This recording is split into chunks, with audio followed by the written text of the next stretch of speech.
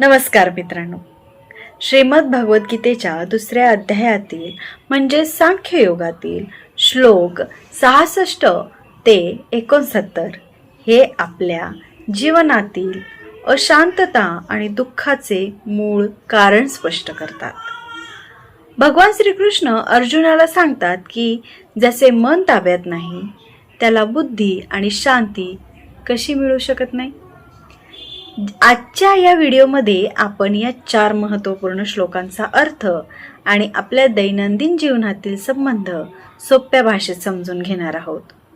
श्लोक क्रमांक 66 मध्ये ज्याचे मन आणि इंद्रिय संयमित नाही त्याला आध्यात्मिक बुद्धी प्राप्त होत नाही. शांतीशिवाय सुख मिळणे अशक्य आहे.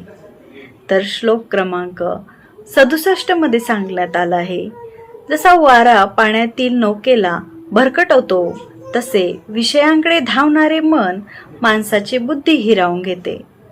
श्लोक क्रमांक 68 मध्ये सांगण्यात आले आहे, ज्याची इंद्रिये पूर्णपणे ताब्यात आहेत तोच खरा स्थिर बुद्धी पुरुष आहे.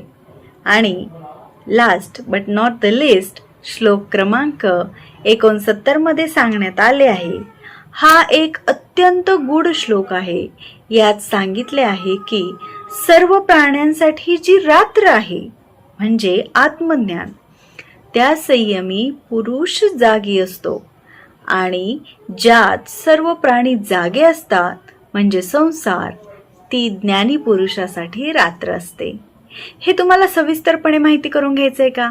त्यासाठी व्हिडिओ पूर्ण पहा, लक्ष देऊन पहा आणि आवडल्यास लाईक, शेअर आणि सबस्क्राईब नक्की करा. मी तुम्हाला ऐकवत आहे भगवद्गीता अध्याय 2 सांख्ययोग श्लोक क्रमांक 66. नास्ति बुद्धिर्युक्तस्य न चायुक्तस्य भावना न चाभायवतः शांतिरशांतय कुतः सुखम.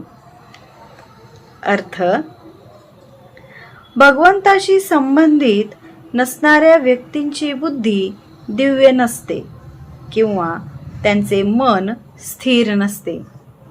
दिव्य बुद्धी आणि स्थिर मना वाचून शांती प्राप्त होण्याची शक्यताच नाही. आणि शांती वाचून सुख प्राप्ती कशी होऊ शकेल? तात्पर्य, मनुष्य कृष्ण भावना भवित होत नाही तोपर्यंत त्याला शांती प्राप्तच होऊ शकत नाही. म्हणून 5व्या अध्यायात निश्चितपणे सांगितले आहे की भगवान श्रीकृष्ण सर्व तप आणि यज्ञ यांच्या शुभ फळांचे एकमेव भोक्ता, संपूर्ण प्राकृत सृष्टीचे स्वामी आणि अखिल प्राणीमात्रांचे खरे मित्र आहेत. हे सत्य जाणणाऱ्या मनुष्यास वास्तविक शांतीची प्राप्ती होते. म्हणून जो कृष्ण भावना भवित नाही त्यांच्या मनापुढे अंतिम ध्येय असूच शकत नाही. अंतिम ध्येयाचाच अभाव असल्यामुळे त्यांचे मन सदैव चंचल असते. श्रीकृष्ण हेच भोक्ता, स्वामी आणि प्रत्येकाचेच मित्र आहेत. हे सत्य जाणणारा मनुष्यच स्थिर मनाद्वारे शांतीची प्राप्ती करू शकतो.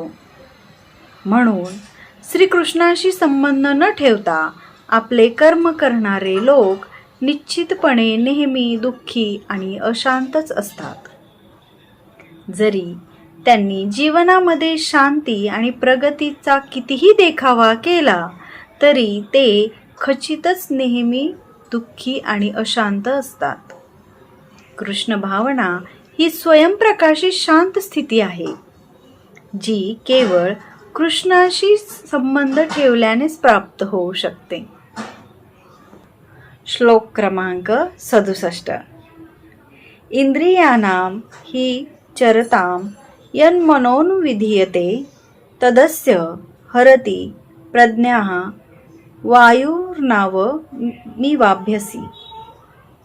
अर्थ, ज्याप्रमाणे सोसाट्याचा बलशाली वायू पाण्यातील नाव इतस्ततः ओढून नेतो, त्याप्रमाणे मनही भटकणाऱ्या कोणत्याही एका इंद्रियावर केंद्रित असले तर ते इंद्रिय मनुष्याची बुद्धी हरण करते.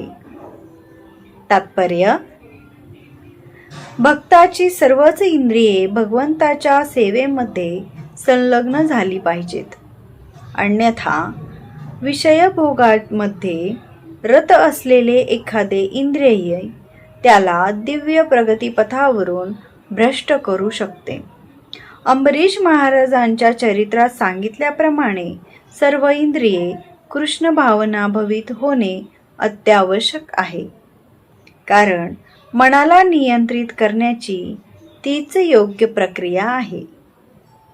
श्लोक क्रमांक 68. तस्माद्यस्य महाबाहो निगृहीतानि सर्वशः इंद्रियार्थे व्यस्तस्य प्रज्ञा प्रतिष्ठिता. अर्थ: म्हणून हे महाबाहो, ज्यांची इंद्रिये विषयांपासून नियंत्रित केलेली असतात, त्यांची बुद्धी निश्चितपणे स्थिर झालेली असते.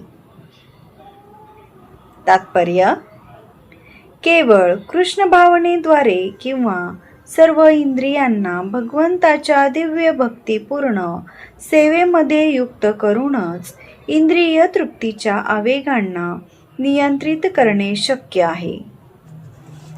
प्रबळ शक्तीने शत्रूंचे दमन करता यावे तद्वत इंद्रियेही नियंत्रित केली जाऊ शकतात, पण मानवी प्रयत्नाद्वारे नव्हे, तर केवळ भगवंताच्या सेवेमध्ये युक्त केल्यानेच ते नियंत्रित करता येतात.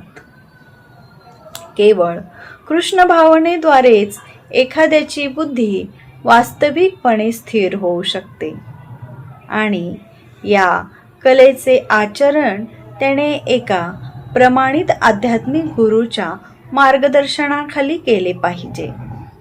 हे तथ्य जाणणाऱ्यास मनुष्यास साधक किंवा मोक्ष प्राप्तीकरिता योग्य असा विद्यार्थी म्हटले जाते. श्लोक क्रमांक 69. या निशा सर्वभूतानां तस्यां जागृती संयमी यस्या जागृती भूतानि सा निशा पश्यतो मुने. अर्थ: सर्व जीवांची जी रात्र असते ती आत्मसंयमी मनुष्याच्या जागृतीची वेळ असते आणि सर्व जीवांची जी जागृतीची वेळ असते ती आत्मनिरीक्षण करणाऱ्या मुनींची रात्र असते. तात्पर्य: बुद्धिमान मनुष्याचे 2 वर्ग असतात. एक वर्ग इंद्रिय तृप्तीकरिता भौतिक कर्म करण्यामध्ये बुद्धिमान असतो आणि दुसरा वर्ग आत्मसाक्षात्कारासाठी अनुशील करणाऱ्या आणि जागृत असणाऱ्या अंतदर्शी मुनीचा असतो. आत्मनिरीक्षक मुनी किंवा विचारी मनुष्यांची कर्म करण्याची वेळ ही भौतिक गोष्टीत गर्क असणाऱ्या व्यक्तीसाठी रात्र असते. भौतिकवादी मनुष्यांना आत्मसाक्षात्काराविषयी अज्ञान असल्याने अशा रात्रीच्या वेळी ते गाढ झोपलेले असतात. भौतिकवादी मनुष्याच्या रात्रसमयी आत्मनिरीक्षक मुनी दक्षपणे जागृत असतो. आध्यात्मिक संस्कृतीमधील यथावकाश प्रगतीमुळे मुनीला दिव्य आनंद प्राप्त होतो. या उलट भौतिक कर्म करणारा स्वप्ने पाहत असतो आणि त्यांच्या निद्रावस्थेमध्ये त्याला कधी आनंद तर कधी दुःख वाटत असते. आत्मनिरीक्षक मनुष्य भौतिक सुख आणि दुःखाविषयी नेहमी उदासीन असतो. तो भौतिक परिस्थितीमुळे विचलित न होता आपल्या आत्मसाक्षात्काराच्या कार्यामध्ये मग्न असतो.